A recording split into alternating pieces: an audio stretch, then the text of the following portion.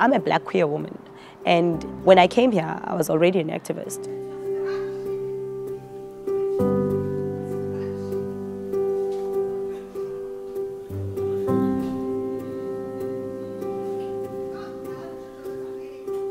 I moved to Cape Town in 2011. After matric, I worked for about 9 years.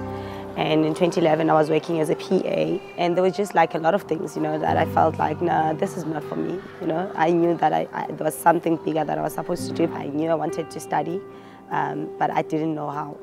So while I was sitting in the office one day, I was just like browsing the internet, and then I bumped into like some websites, and I was like, why not, you know, let me just apply. I knew I didn't have any money to study, and by that time I was already doubtful because like I matriculated in 2003, and it's like 9 years later now, and I'm thinking of coming to school.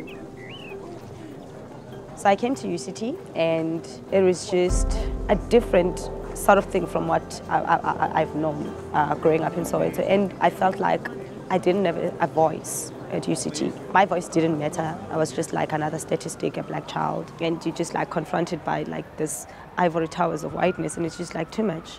You know, you can't breathe.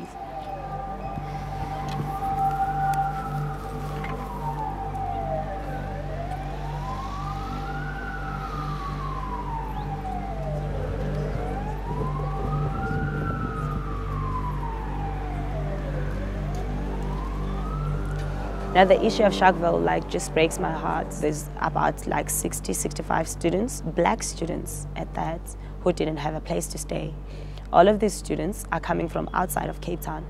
Lesotho, Limpopo, Mafikeng, Joburg, Eastern Cape. The only thing that we want from you is that the students get a decent place to stay. The university was just not budging, and then they wanted us to like act. It's like they were pushing us to do something, because that's how they want to communicate with us. You have to occupy for the statue to come down. You have to occupy or put a shack on campus for people to get residence, you know?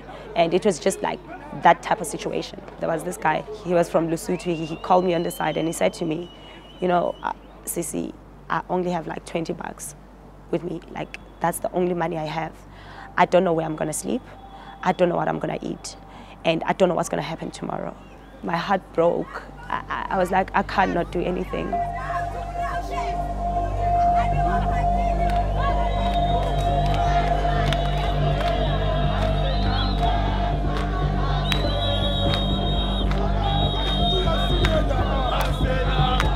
It felt so good to disrupt whiteness and to barricade that area and like own that land for just like those couple of hours.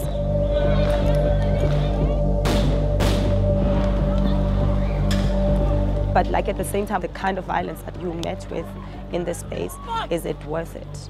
You know, like it's the question that I keep asking myself.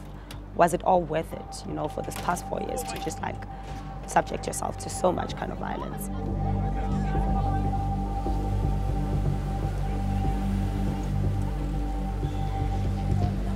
Many student activists from 1976 have gone on to make major contributions to shaping our new society. Here are 2 examples. I didn't want to be kept by Dr. Max Price. To go and bow in front of a whole white cis-het man who had like gone out of his way to make sure that my life is a mess. You know, like that black people don't flourish in this university. And then I have to go and bow in front of that man and be like, thank you for what? I worked hard for this. Lindiwe Dhlamini.